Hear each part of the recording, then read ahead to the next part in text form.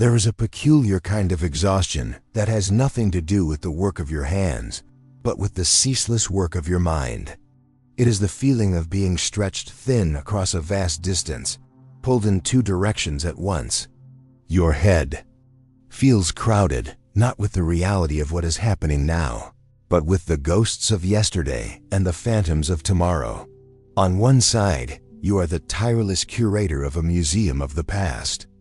You wander its halls, endlessly replaying old conversations, polishing treasured memories until they shine, and picking at the scabs of old regrets, hoping that by re-examining them, you might somehow alter their meaning. On the other side, you are the frantic architect of the future. You run countless simulations of what could go wrong. You stage elaborate dress rehearsals for conversations that may never happen. And you draw up complex blueprints to secure a state of happiness that is always just around the corner. We have become masters of mental time travel. We treat the present moment not as a home to be lived in, but as a frantic workshop, a place where we must use the tools of memory and imagination to repair the past and construct the future. The place where our body actually stands, where our feet touch the ground, feels like a temporary inconvenience, a waiting room to be endured before our mental destination is reached. But the cost of living this way is immense. Life itself becomes an abstraction. You aren't truly in the conversation. You are busy analyzing what you just said or planning your next response. You don't fully experience the joy or the sorrow.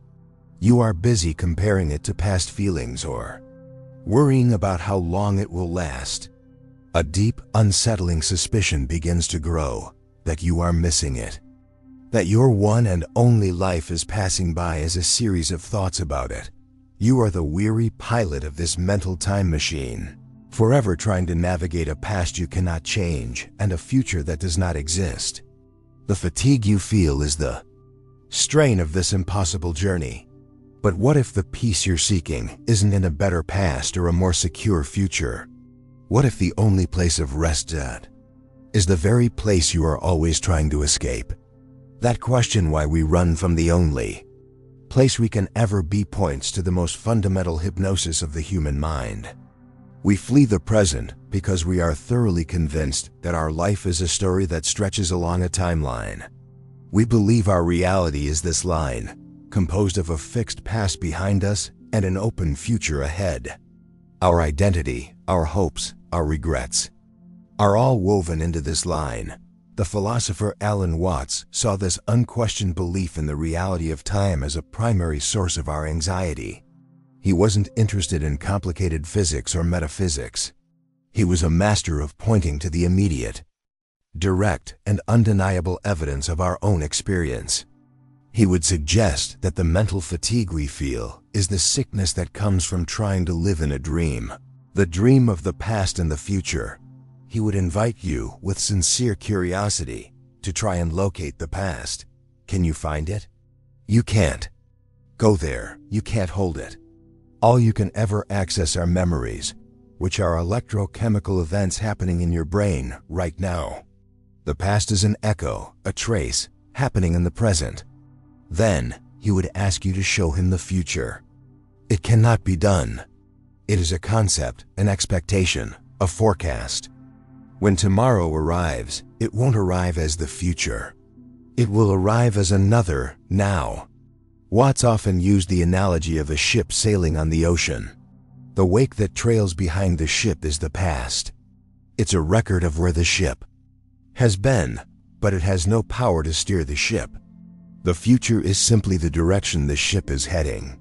The ship itself, the hull, the engine, the entire living reality of the vessel is the present moment. We spend our lives staring at the wake, obsessing over its every ripple, or anxiously scanning the horizon, completely forgetting that the entire substance and reality of our journey is the ship. Right here, right now, the mental fatigue you feel is the exhaustion of being a ghost, haunting the two non-existent realms of yesterday and tomorrow. You have been wrestling with echoes and arguing with projections. The control you have been trying to exert over your life has been like trying to grab a fistful of smoke. You were never a time traveler.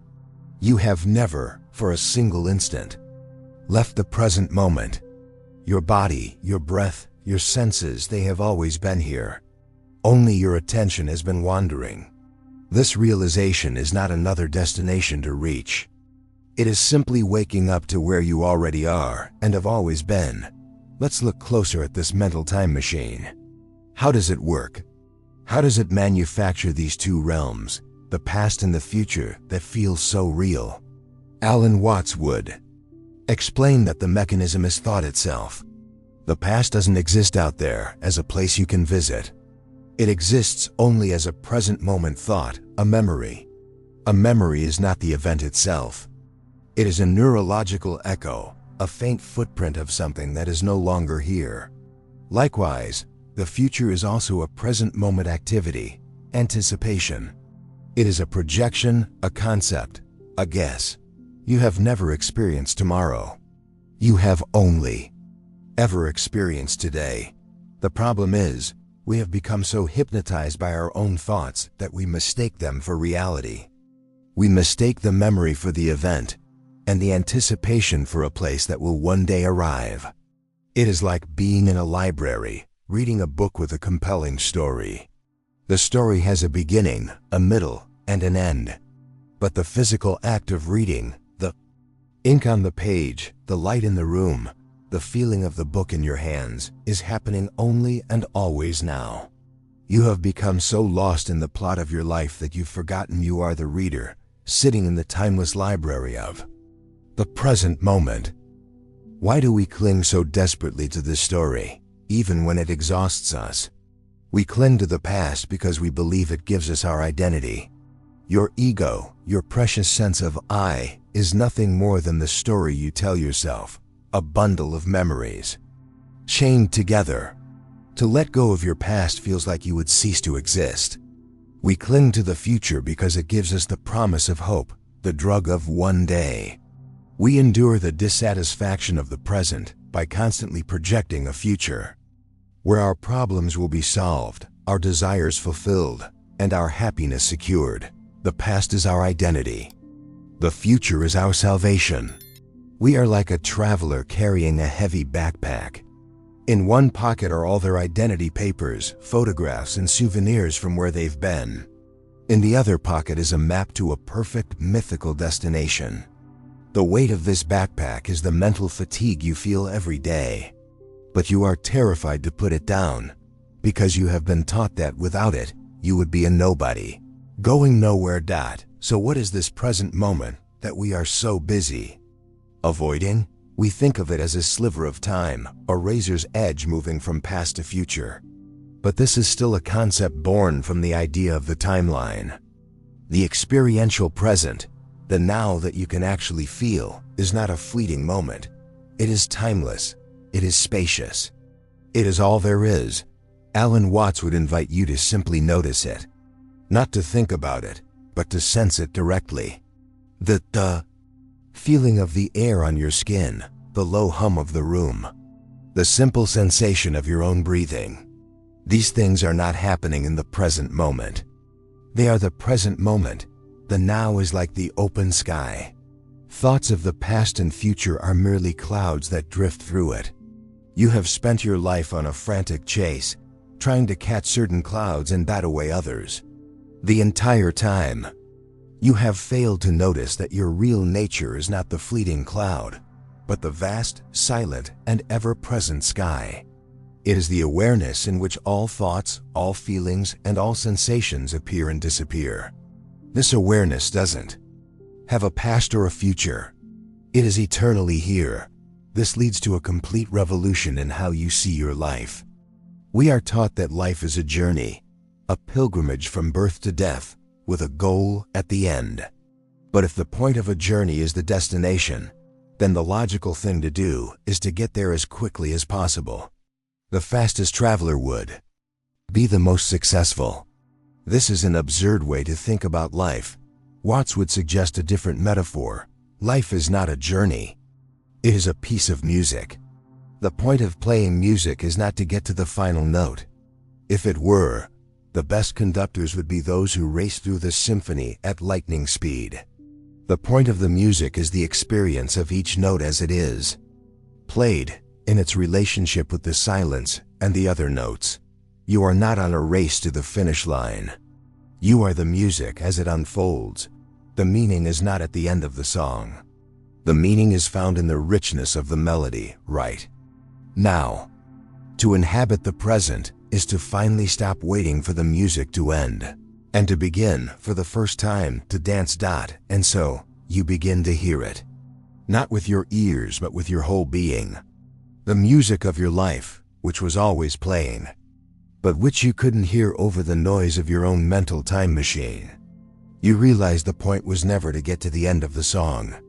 The point was always the song itself. This is the great invitation to come home. You have permission to finally leave the frantic workshop, the lonely waiting room of the present moment. You can set down the heavy backpack you have been carrying for so long, with its dusty souvenirs of the past and its anxious maps of the future. You do not need them to be here. You only need to be here. Feel this arrival in your body. The sense of being stretched thin across time begins to dissolve. You are no longer pulled between the ghost of yesterday and the phantom of tomorrow. You are gathered, centered, and present. Your mind, once a crowded attic of regrets and rehearsals, can become a quiet, open room. The ceaseless hum of mental effort subsides, and in its place, there is a simple, spacious silence. The ground beneath your feet feels solid for the first time, because you are finally standing on it, with the full weight of your attention. This does not mean you become incapable of remembering or planning. It means you are no longer a slave to them. Memories can arise, but they are seen for what they are, echoes in the present, not chains to the past. Plans can be made, but they are made with a light touch as possibilities, not as contracts with a non-existent future. You are no longer trying to live in those imaginary realms. You are using the thoughts of past and future as tools, available to you in the here and now. But you no longer mistake the tools for your home. The immense fatigue you felt was the strain of a completely unnecessary struggle. You were fighting to escape the only place of rest you will ever have. You were running from the only reality that exists.